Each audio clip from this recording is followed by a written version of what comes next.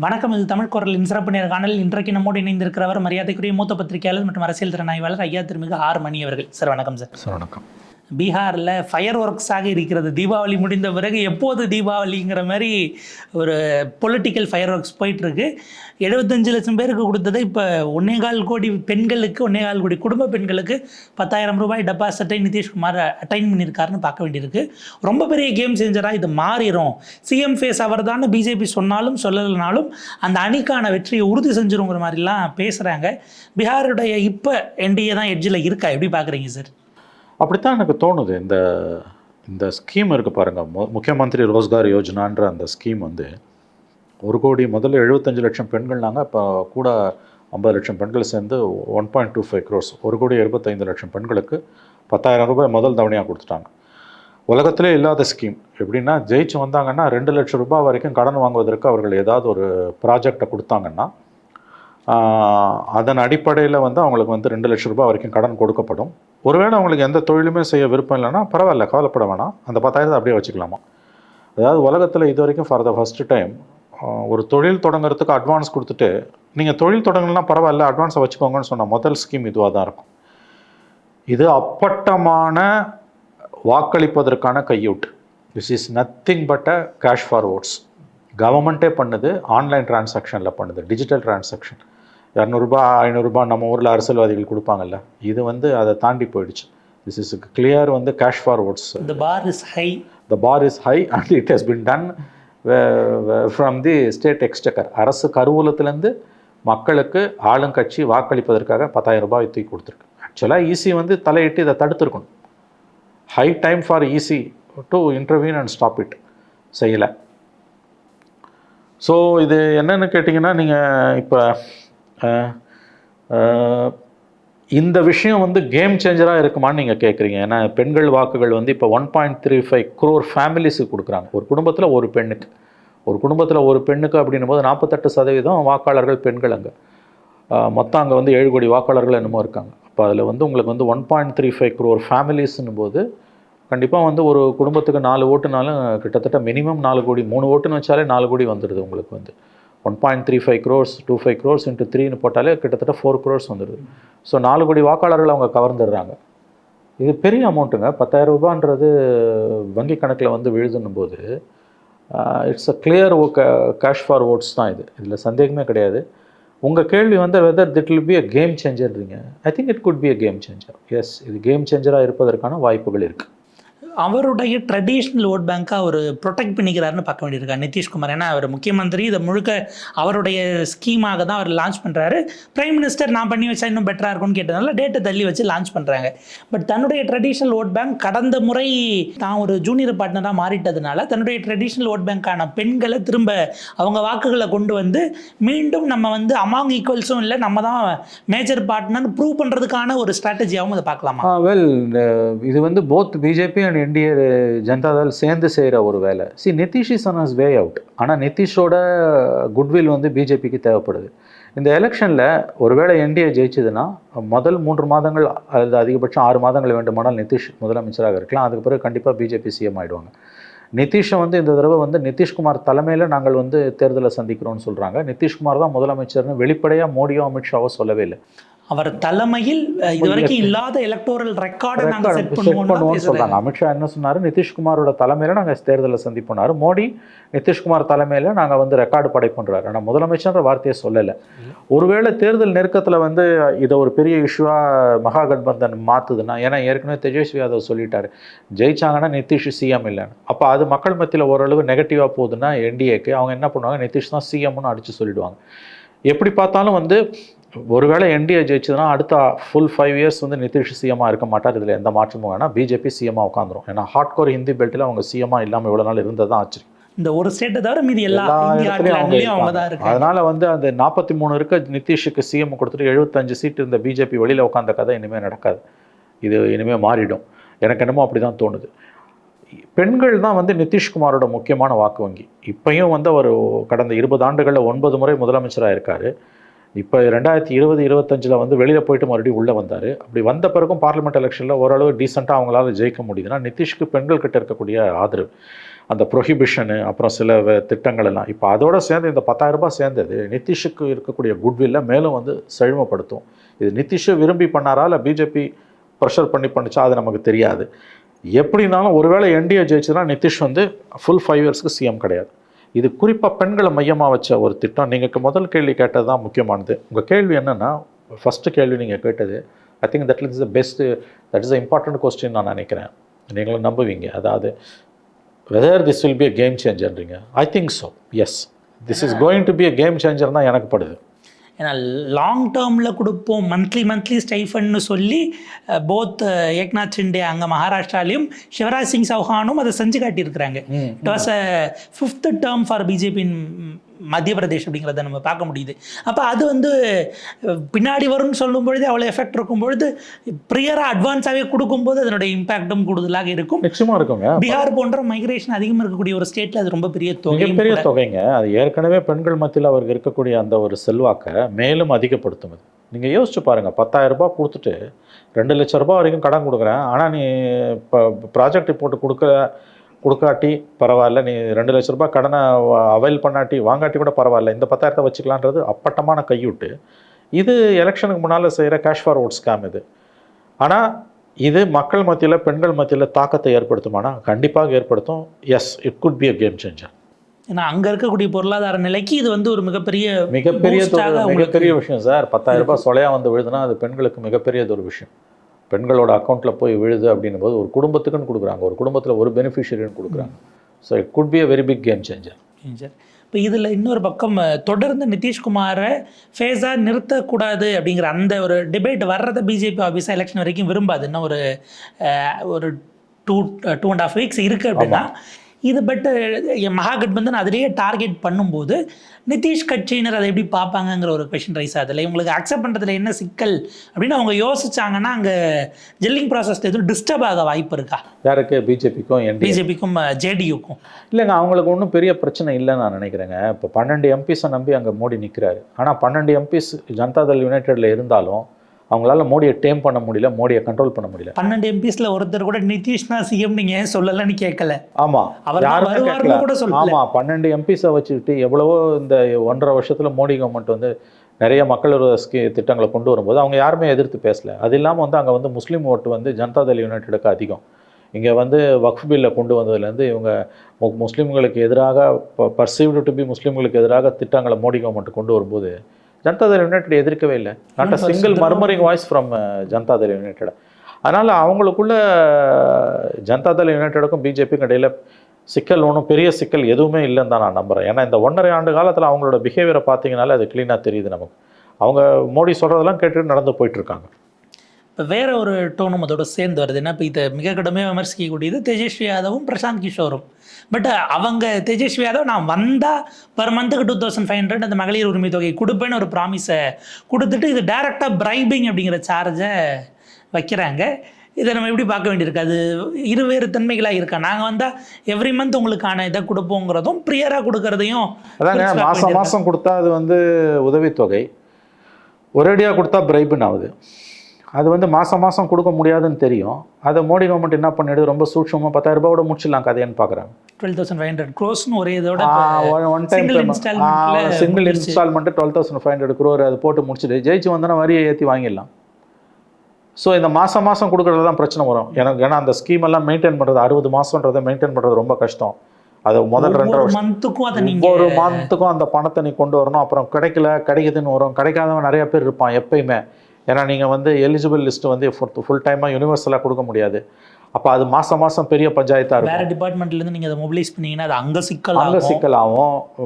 Main issue என்னென்னு கேட்டிங்கன்னா, நீங்கள் அந்த மாதிரி மொபிலைஸ் பண்ணும்பொழுது மாதம் மாதம் சிக்கல்கள் வரும். இப்போ திடீர்னு வேறு ஏதோ ஒரு அன்எக்ஸ்பெக்டட் எக்ஸ்பென்சஸ் கவர்மெண்ட்டுக்கு வந்துடுதுன்னு வச்சுக்கோங்க. ஏதோ பெரிய கலாமிட்டி வந்துடுது. இப்போ காவேரி இப்போ இது நெல் பிரச்சனை வந்தது இல்லையா, அந்த மாதிரி வந்து ஃப்ளட்ஸில் வந்து ஏதோ பெரிய அளவில் வந்து விவசாயிகளுக்கு பாதிப்பு வருது. அப்போ மற்ற ஃபண்ட்ஸை வந்து அங்கே வந்து இப்போ திருப்ப வேண்டியிருக்குன்னு வச்சுக்கோங்க. இப்போ 30,000 கோடிக்கு வந்து விவசாயிகளுக்கு லாஸ்ன்னு ஒரு ஸ்கீம் டெவலப், ஒரு சுச்சுவேஷன் டெவலப் ஆகுதுன்னா கவர்மெண்ட் வந்து திடீர்னு 30,000 crore லாஸ் எப்படி மேனேஜ் பண்ணும்? அப்போ என்ன பண்ணுவாங்க, எங்கேருந்து கை வைப்பானா, இதுலேருந்து தான் கை வைப்பான். இப்போ அந்த மாதிரி சிக்கல் ஒன் டைம் பேமெண்ட்டில் கிடையாது. ஆனால் எலெக்ஷன் நெருக்கத்தில்ன்னும் போது இந்த செக்டாருக்கான ஓட்டை விட விமனுக்கான ஓட்டு கூடனா கை வைக்காமலும் போய் அதை அவங்கள கைவிடவும் வாய்ப்பு இருக்கு. அதனால் வந்து இது வந்து ஐ think it's a smart move. அது வித்தின் கோட் ஸ்மார்ட் மூவ். நீ மாதம் 1000 ரூபாய் கொடுக்கறதுக்கு ஒன் டைமாக 10 மாத தொகையை தூக்கி போட்டு அதோட முடிச்சுட்டு போயிட்டு இருக்காரு. இல்லை எனக்கு கிடைக்குது உனக்கு கிடைக்கலன்றதுலாம் பிரச்சனையே கிடையாது. So I think it's a smart move. Again உங்கள் கேள்வி 10 நிமிஷம்ல கேட்டது whether it will be a game changer. Yes, I think so. It's going to be a game changer. இப்போ நிதிஷ் வந்து பீகார் சீஃப் மினிஸ்டரை குஜராத்தில் இருந்து வந்த 2 பிஜேபியை சேர்ந்தவங்க ஹைஜாக் பண்ணிட்டாங்க அப்படிங்கிற ஒரு இதை வந்து அவருடைய பிரச்சாரமாக முன்னெடுக்கிறாரு. நிதிஷ் தான் சிஎம்னு சொல்கிறதுக்கு அவங்களுக்கு என்ன தயக்கம் அப்படிங்கிற ஒரு சார்ஜையும் வைக்கிறாரு.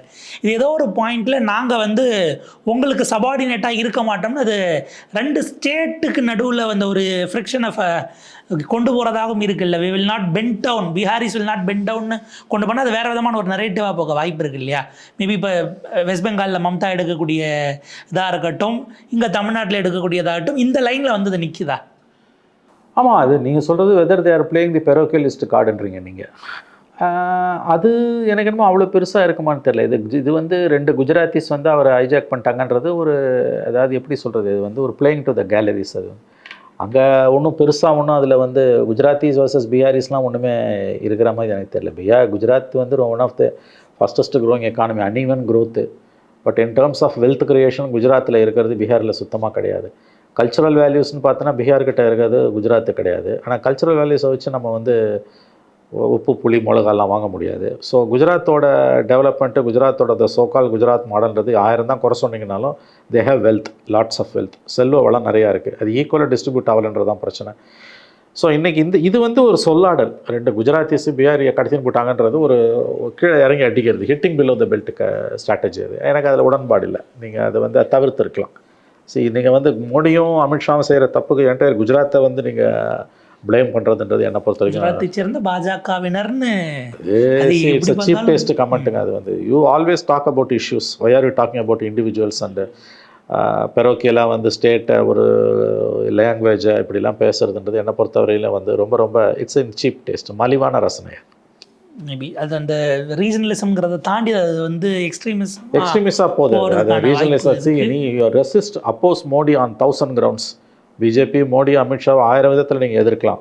அதுக்கு உங்ககிட்ட நிறையா பிரச்சனை, நிறைய இஷ்யூஸும் 20 years ஆஃப் நிதிஷ் ரூல் இருக்குது. அதை வச்சு சொல்லுங்கள். 20 years ஆஃப் நிதிஷ் ரூலோட டெவலப்மெண்ட்டும் மோடியோட 14 years ஆஃப் குஜராத்தோட டெவலப்மெண்ட்டும் என்ன சொல்ல போனீங்கன்னா, நீங்கள் வந்து 12 வருஷத்தில் மோடி என்னத்தை செஞ்சு அங்கே வந்து குஜராத்தில் கீழ்ச்சாரு, இங்கே என்ன கோட்டை விட்டுருக்காங்க நிதிஷோட இதில், இவ்வளோ விஷயங்கள் இருக்குது. 2வது நிதிஷ் வந்து 1000 தான் சொன்னாலும் 20 வருஷத்தில் அவர் வந்து பெரிய அளவில் வெல்த் ஜென்ரேஷனை பண்ண முடியலன்றதும் ஒரு முக்கியமான ஒரு விஷயம். அந்த மாதிரி இஷ்யூஸை தான் பேசணுமே ஒழிய தனிநபர்களை பற்றி பேசுறது, மொழியை வச்சு, மாநிலத்தை வச்சு, மதத்தை வச்சு வைக்கக்கூடிய கமெண்ட்ஸ் எல்லாமே என்னை பொறுத்தவரையில் ரொம்ப அருவருப்பானது. இப்போ கற்பூரி தாக்கூருக்கு அவங்க கையில் எடுத்திருக்காங்க. அவருடைய கிராமத்துக்கெல்லாம் பிரதமர் போயிருக்காரு. இன்னும் சொல்ல போனால் தன்னுடைய ட்விட்டரில் சாத் பூஜாக்கு என்னென்ன சாங்ஸ் எல்லாம் கேட்கலான்னு எனக்கு ரெக்கமெண்டேஷன் கொடுங்கன்னு பிரதமர் கேட்க, பீகாரில் இருக்கிறவங்கெல்லாம் அவருக்கு சாங்ஸை ரெக்கமெண்ட் பண்ணுன்னு அந்த ஒரு இது போயிட்டுருக்கு.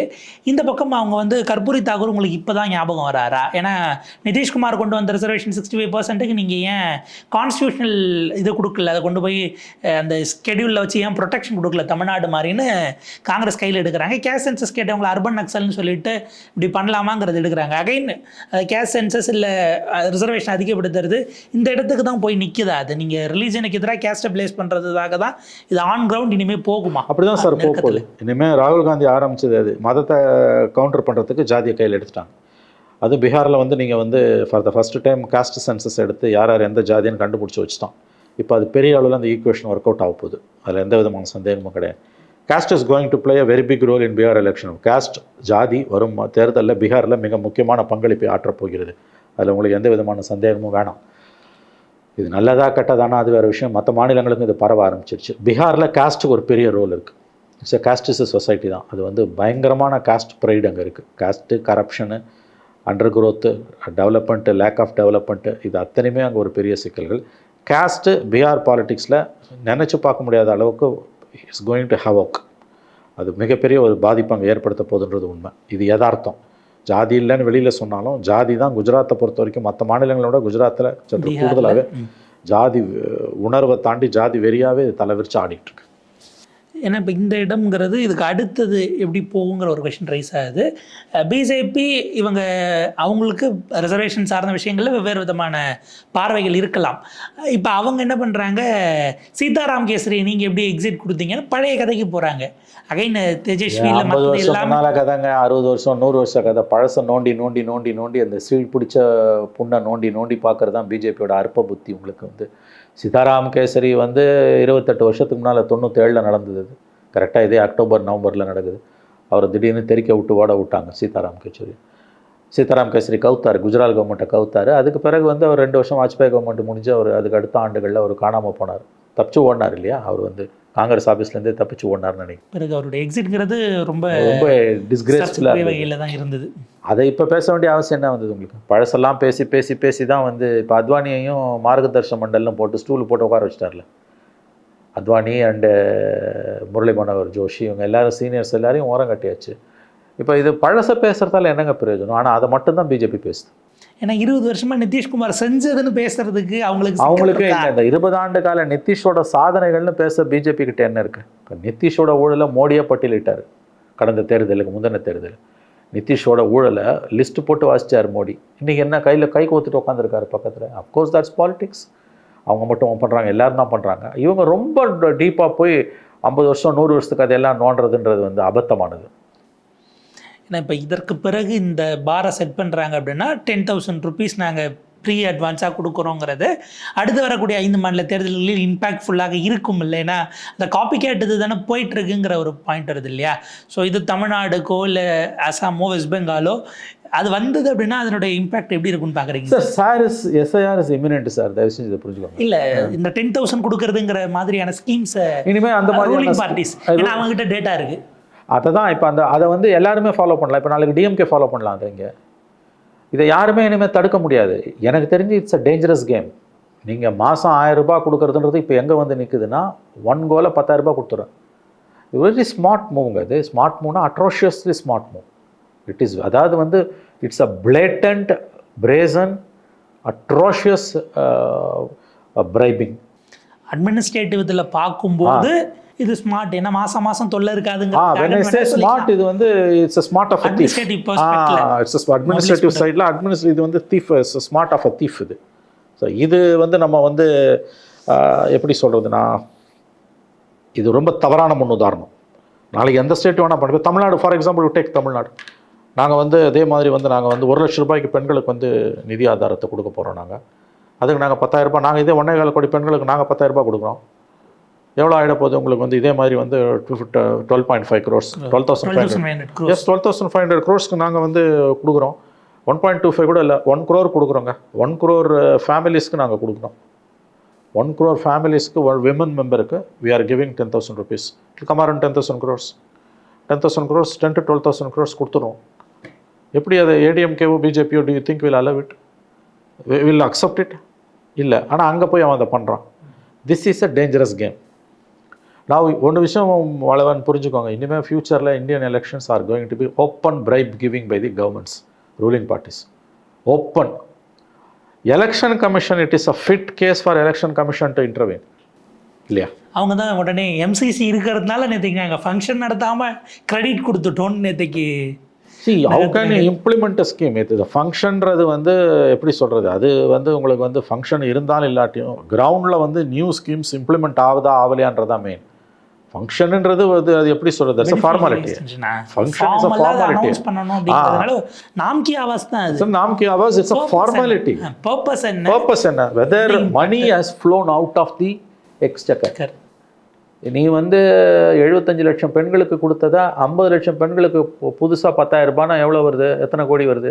75 lakhsனுடைய இம்பாக்ட் எப்படி இருக்குன்னு கிரவுண்டில் பார்த்துட்டு இன்னும் ஏற்றனா நமக்கு அது கூடுதல் அட்வான்டேஜாக போகும்னு அவங்க அதுக்குள்ளே கிரவுண்ட் ஸ்டடி பண்ணி ஏற்றிருக்காங்க. ஆமாம், கிட்டத்தட்ட 500 crores வருதா? 50 லட்சம் பெண்களுக்கு 10,000 ரூபான்றது எவ்வளோ வரும்? நம்ம ஏற்கனவே நம்ம 7,500 கோடி இருந்தது, இது ஒரு 5,000 crores. 5,000 crores after code of conduct came into existence. How can you allow 5,000 crores to flow out of the state exchequer? It's a very simple question. You cannot allow even 1 paisa to go out of the exchequer after model code of conduct came into existence. So if it is an ongoing ஸ்கீம்னா you can give, அதில் ஒரு பிரச்சனை இல்லை. இப்போ அந்த 75 லட்சம் பெண்களுக்கு வந்து கொடுக்கறதுல சிக்கல் இருக்குது, அதில் பியூரோக்ராட்டிக் ஹேசல்ஸ் இருக்குது. அதனால் வந்து அந்த 75 லட்சம் பெண்களில் ஒரு 60 லட்சம் பெண்களுக்கு கொடுத்துட்டாங்க, 15 லட்சம் பெண்களுக்கு கொடுக்கலன்னா அவங்களுக்கு கொடுக்கலாம். Because it's an announced scheme. announced scheme, it's an ongoing scheme. Whereas how can you add 50 lakh women beneficiaries? You cannot add even one beneficiary, and you cannot allow even 1 rupee to go out of the exchequer after model code of conduct came into existence. Oh, precisely that is what happening. இப்போ என்னன்னா எதிர்கட்சிகள் ஆளக்கூடிய மாநிலத்தில் இதை கொண்டு வரும்போது election commission கேட்டுச்சுன்னா நீங்கள் பீகாரில் கேட்டீங்களான்னு இவங்க பேசுவாங்களே தவிர இதனுடைய இம்பாக்டுக்குள்ளே வரமாட்டாங்க, விவாதத்துக்குள்ளே வரமாட்டாங்க, பொலிட்டிக்கல் இதுவாக. It has become a norm. இப்போ நான் சொல்றேன், ஜனவரியில் government, Tamil Nadu government, DMK government, DMK government will do this. பொங்கலுக்கு சேர்த்து நாங்கள் வந்து நியூ ஸ்கீம்ஸுங்க, மாடல் இது வந்து நாங்கள் வந்து பெனிஃபிஷியரி வந்து இதே மாதிரி வந்து இது நம்முடைய முதலமைச்சர் பேரில் ஒரு திட்டம், சீஃப் மினிஸ்டர் ரோஸ்கார் யோஜனா மாதிரி முதலமைச்சர் புதிய வேலை வாய்ப்பு திட்டம், புதிய தொழில் தொடங்குவோர் திட்டம், முதலமைச்சர் புதிய தொழில் தொடங்குவோர் திட்டம், ஆல்ரெடி 1 லட்ச ரூபாய் கொடுக்குறாங்க. மகளிர் சுய உதவி குழுக்கு டேட்டா இருக்கு. இப்போ உரிமை தொகை வாங்குறவங்க டேட்டாவும் உங்ககிட்ட இருக்கு. டேட்டாஸ் ஆல்ரெடி மொபைலைஸ் மட்டும் பண்ணா போதுங்கிற நிலைமைக்கு வந்துருவாங்க. அப்போ என்ன பண்ணுவீங்க நீங்கள்? அப்போ அப்போ இது யாருமே அதை எதிர்க்க முடியாதுல்ல. அது கரெக்டாக இந்த ரன் அப் டு எலெக்ஷன் நோட்டிஃபிகேஷனுக்கு முன்னால் போடுறோன்னு வச்சுங்க. 1 crore பெனிஃபிஷியரிஸ்க்கு நாங்கள் போடுறோங்க. 1 கோடி பெண்களுக்கு நாங்கள் 10,000 ரூபாய் கொடுக்குறோம். 1 கோடி பெண்களுக்கு 10,000 ரூபாய்னா 10,000 கோடி வருது கிட்டத்தட்ட. பண்ணிட்டு போகிறாங்க. So Modi government in Delhi and Nitish government in JDU government, NDA government, both Modi and Nitish have set a wrong precedent, extremely wrong precedent. இது வந்து இனிமே எலெக்ஷன்ஸனுடைய அஃபோர்டபிலிட்டி அதிகமாக்கும்ங்கிற. அப்சல்யூட்லி. அதாவது 200 ரூபாய் இனிமேல் வந்து கீழே கொண்டு போய் ஓட்டருக்கு 200 ரூபாய் 500 ரூபாய் கொடுத்துக்கிட்டு நாங்கள் சண்டை போட்டுக்கிட்டு கேஷ் ஃபார் ஓட்ஸ்ன்னு மீடியாவில் வந்துக்கிட்டு நீங்கள் அதுக்கு பிரச்சனை அது இல்லைன்னு நீங்கள் அதை மறுத்துக்கிட்டு எலெக்ஷன் கமிஷன் நாம்கியாவாக ஒரு 4 பேர் அரெஸ்ட் பண்ணிட்டு அதோட விட்டுடுறது, அப்புறம் வந்து மணி ஃப்ளோவை தடுக்கிறதுக்கு அங்கங்கே செக் போஸ்ட் போடுறது, இந்த கதையெல்லாம் வேணும். அஃபிஷியலாக அதே இருக்கவே இருக்குது டிஜிட்டல் டிரான்ஸ்ஃபர்மேஷனு. 1 கோடி பெண்களுக்கு 10,000 ரூபாய் 20,000 போட்டு விட்டுரு, முடிஞ்சு போச்சு.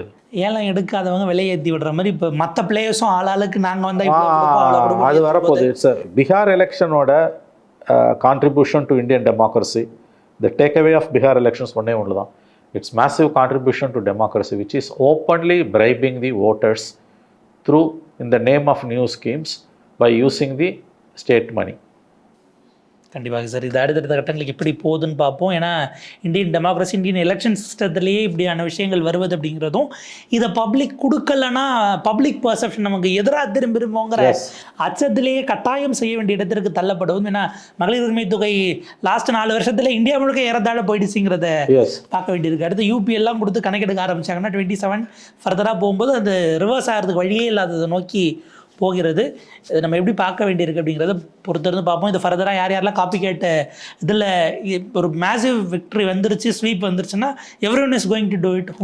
அது வந்து லெசன் ஃபார் நெக்ஸ்ட் 5 ஸ்டேட் எலெக்ஷனில் எல்லா கவர்மெண்ட்டுமே அதை ஃபாலோ பண்ணுற இடத்துக்கு போயிடும். ஸோ எப்படி இருக்குன்னு பார்ப்போம். உங்கள் நேரத்துக்கு பார்த்துக்கலாம். நன்றி.